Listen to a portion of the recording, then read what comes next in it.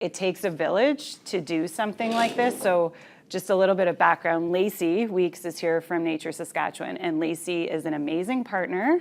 We work together on every single Kids Club event, and I literally am like, okay, this is where I think we should go. And she comes up with an awesome activity, and then, you know, we work together. And then Leah with Sask Outdoors comes up with like things as well and comes. So when I first started it, I was working for Nature Regina.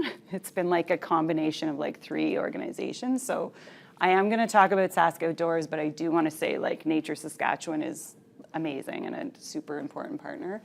So it's the professional growth network for outdoor education in the province with the Saskatchewan Teachers Federation. More recently, though, they've also taken on responsibility for outdoor play. So there's an education component and a recreation, outdoor recreation component. So these are all the ways you can connect with the organization. It's a very small staff that does an amazing amount of work in the province. Lots of awesome volunteers too, and people that connect with the organization. So if you're interested in professional development around getting kids outside, Leah won a national award as the Wild Educator of the Year because when COVID hit, she said, okay, we clearly can't do things in person. I'm going to move all of the training courses online. And out of her brain, like, figured out how to do that. So Sask Outdoors offers Growing Up Wild, Flying Wild, Project Wet. And you can, if anyone from across the country can participate in those sessions online. So yeah, I think we're just getting organized for September. There's like lots going on there if people are interested. Locally, usually in Regina and Saskatoon, there's like wilderness first aid and canoe certification, stuff like that. So we are super heavy on social media too. So if you want information about like what are even the benefits of getting kids outside, we have a weekly post about that to kind of share that information. So I know, yeah, you just did Project Wild, but there's lots of workshops coming up, possibly in person, but mostly online for now. Is that? We're going to be a mix. A mix, yes. Okay, good. Yeah, so also for outdoor play, we have a brand new section of the website about outdoor play and some of the resources there. You can go to the next slide. If you want to learn more about that beautiful image of children climbing on trees and just like having an outdoor adventure and learning how their bodies work and managing their own risks, there is an awesome free course you can take about risky play. And it teaches you like how to, like even for insurance purposes, how to talk to your insurer about what you're doing and make sure that, you know, you're covered. And there's an amazing amount of resources. So yeah, next slide, thanks. So yeah, anyway, that's Sask Outdoors. You can check us out on Facebook or Instagram, and we're always looking for new members. And then this is our logo for our outdoor play area. So you'll see like there's lots of posts about outdoor play, and this is our beautiful new graphic that identifies it. So yes. And so the main idea around for Sask Outdoors outdoor play is the understanding that kids, when they get outside, and if they're in a nature setting, they're actually like way more active than if they're indoors doing the same activities. And we think there's an outdoor play working group, and we think the best experiences for kids for learning about their own bodies and movement, connecting with the environment is being outside. So on to the Get Outside Kids Club. Okay, here's the story of the Get Outside Kids Club. The pandemic hit, and I knew that I was going to be keeping my children home. I also knew that if we just had to stay in our own home for a year, that I would lose my mind. So I quickly thought, okay, we need to get people together. I think we can do it safely outside. Clearly, I am one person, and I cannot do this alone. This is like a massive undertaking. So I met up with Lacey in a field and said, and Lacey works for Nature Saskatchewan, and said, hey, I'm this random person that thinks that this is a great idea in Regina so people can get through this pandemic. And Lacey right away was like, absolutely, what do you need? I'm on board.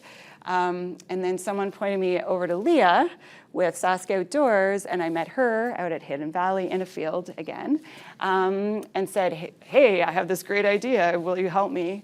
And she said, same thing, absolutely, what do you need? Let's figure it out. So these women, the combination of working together is actually what made this happen. So the idea of getting some funding in place, knowing that SPRA has funding and that the districts have funding to support this, that is extremely important. So next slide. I don't even know what I have on my slide, so I'm just winging it.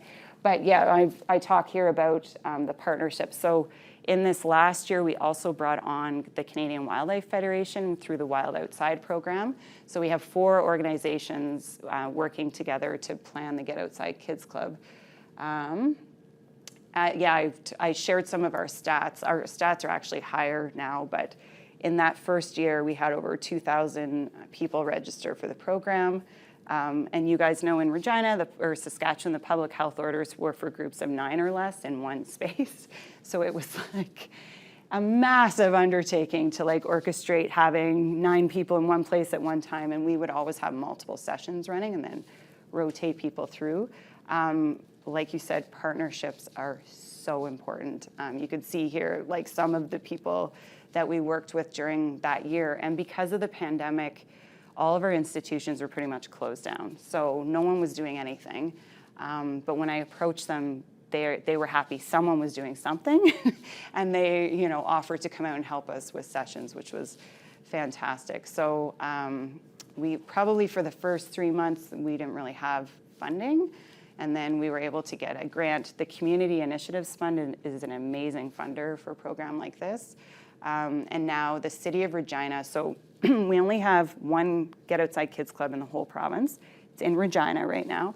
The City of Regina is funding it long term. So we've been able to secure funding.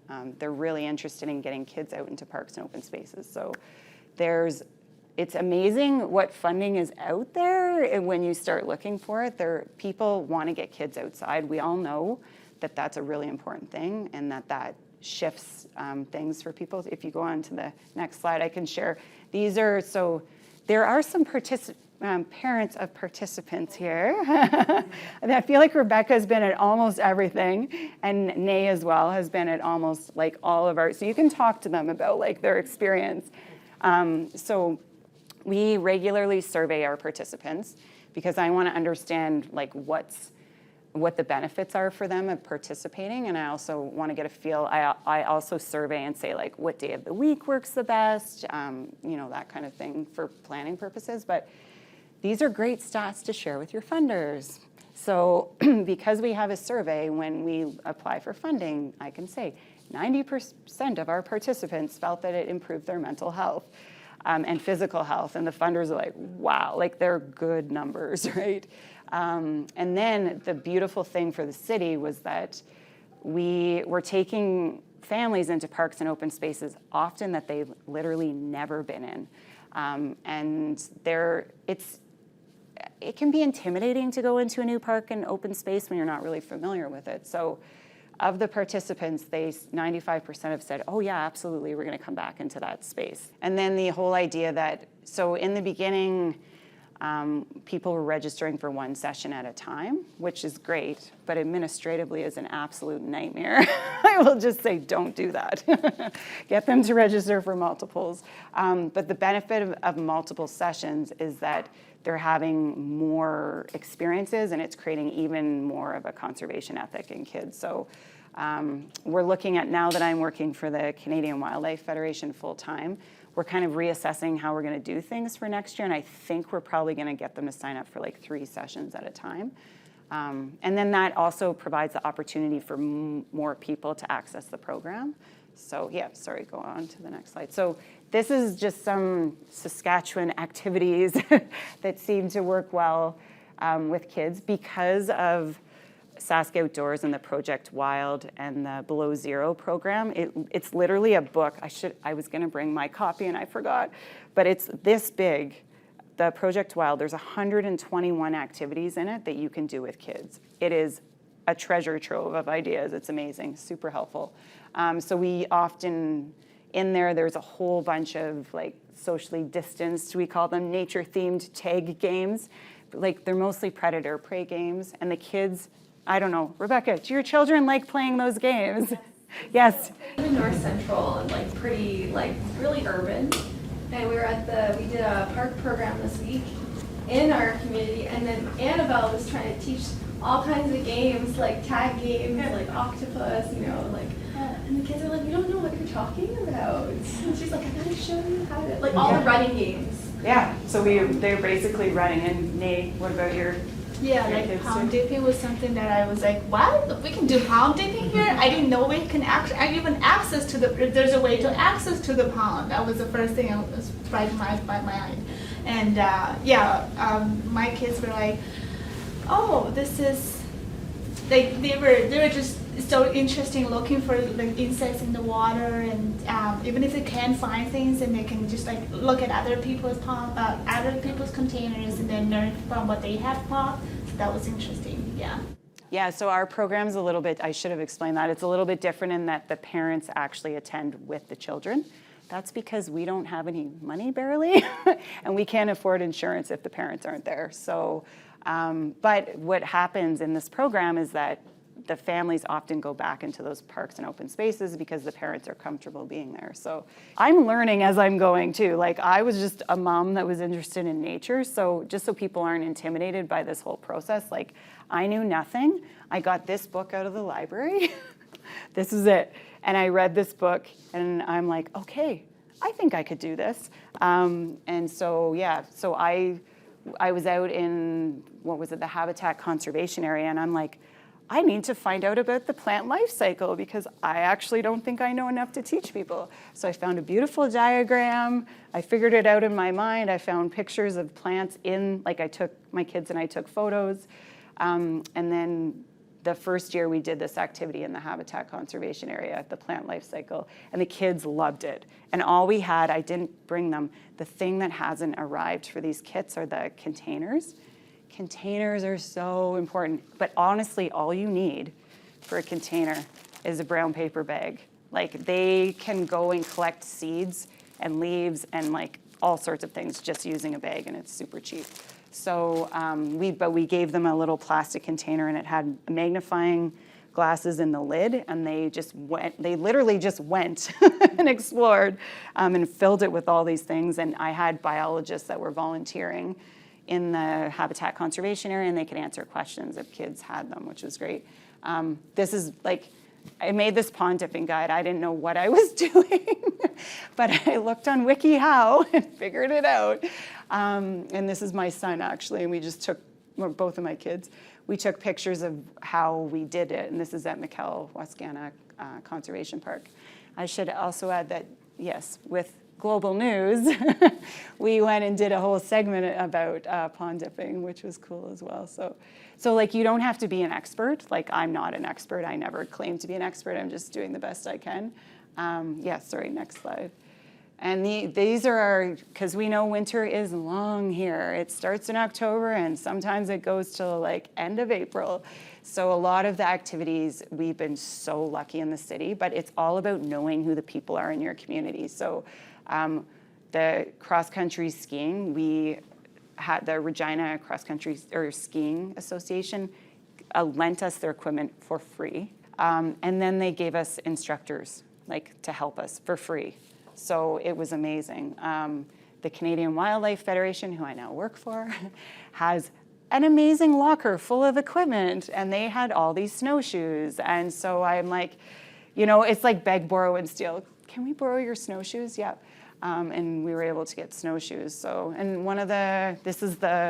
they did a water quality testing thing in winter, and another Shannon in nature, she used to work for the Saskatchewan Wildlife Federation, and she came and taught the kids about water quality in winter. Because the kid, I didn't know what happened under the ice and snow in winter, and I never even thought about it. But she came and did this great session. We were super lucky too. People just want to give you money. Like Leah said, so Cabela's, you can see this massive tent here. We had access to no indoor space. We did this in Regina, Saskatchewan, all 4 seasons, like all year outside, no indoor space. So I went to Cabela's and asked, like, can you guys donate some ice fishing tents? Well, be careful what you wish for. They're like, how many do you need? I'm like, I don't know, 6? Yeah, they gave us 6 ice fishing tents. We literally didn't need 6 ice fishing tents, but I could set those up, you know, and it was a bit of a warming space in the winter. Unfortunately, I found out I need a permit to do that now. I didn't know that. So we're actually donating the ice fishing tents to Sask Outdoors and to Prairie Sky School, but we had them. So anyway, yeah, there's just so much you can do. Like if you, yeah, no, go ahead, that's great. There's so much you can do if you just reach out to organizations. I'm gonna show a couple quick pictures. I also started at the Get Outside Preschool Club. So the Get Outside Kids Club is for 6 to 13-year-olds. And then the 5 and unders said, like, please do something for us too. And so I started the Get Outside Preschool Club this last year as a pilot project with the City of Regina. They're now funding it long-term, yay. And I started off with ages 3 to 5. We'll see how this works for you.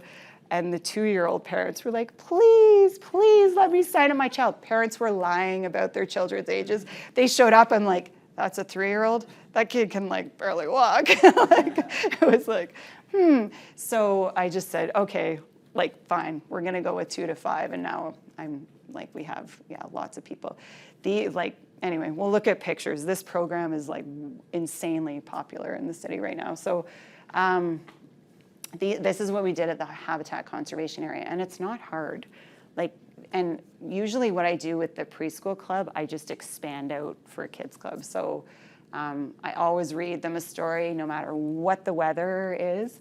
And the Habitat Conservation Area, you can find Western painted turtles. So I went and showed the parents, like, we were probably not going to find them today because we're really loud as a group of small children, but if you come back to this location, this is where you can find them. So guess what? Those parents come back to the location. We made bird feeders. Thank you, Lacey, for teaching me how to make those. They're really easy. We did a little bit of pond dipping, and we always go on a nature walk and hide and seek in the little forest there. Is like, the kids just absolutely love that. Yeah, the McKell-Wascana Conservation Park, I found a story about a duck pond. So they're literally in a duck pond. We're reading about a duck pond. And then we went on a little nature scavenger hunt. And, you know, if you just give kids a magnifying glass, like they will keep themselves busy for a very long period of time. Because most of them have never, had the opportunity to look through one before. So. And there's a really awesome dock at McKell-Wascana, and so we do pond dipping there. And like, when I was on Global, the first they found my family, because we were doing all this like outdoor stuff, Daniela found us, and they had me mic'd, and my kids and I were just showing like, this is how you pond dip. And we pulled the bucket out, and I shrieked with joy, but like, I forgot I was mic'd. And it's because you pull that bucket out of the water and it's like, holy cow, like I had no idea that all these things lived in there, right? And every single time I take kids for pond dipping, they're just like blown at it, like it blows their mind. So, and usually I try to limit the time on the dock because we have lots of groups, but yeah, it's hard to like, okay guys, we're moving off to do another game. So. Sorry, you can go on to the next one there. Oh yeah, this is A.E. Wilson.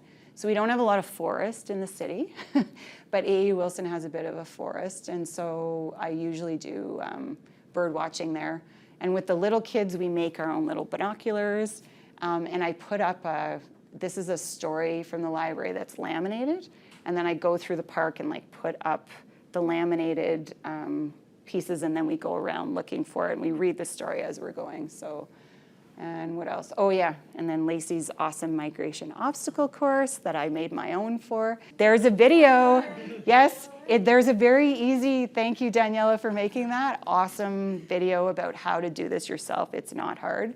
And we were trying to get as many like teachers as possible to learn like how to use this as a teaching tool, but the kids love it. Like, Lacey, how many times have we done the migration obstacle?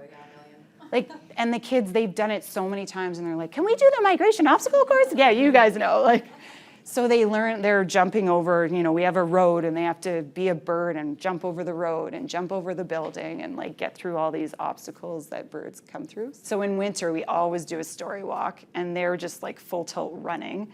And we played a hide and seek game where I had a white shower curtain from the dollar store and they literally hide underneath it. And they look for each other, and we talk about how animals change color in winter, and that's how they learn. So what I tried to incorporate at the end was 20 minutes of unstructured outdoor play. And I talked to the parents. I'm like, okay, guys, I know we're going to do this thing. You're going to feel super uncomfortable, but we're literally going to back over here, and we're going to let them play.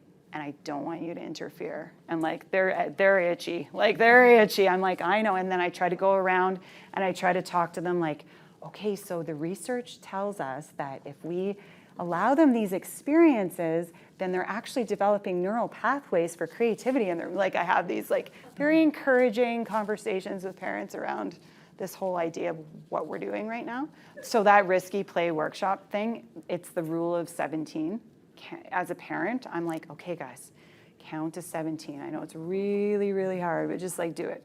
And just see if they work it out for themselves. Like even when they're like, Mom, he took my like thing, right? Because that happens. And I'm like, rule of 17. And they're so uncomfortable. But the kids, if we stay out of the way, they figure it out. They don't need us, right?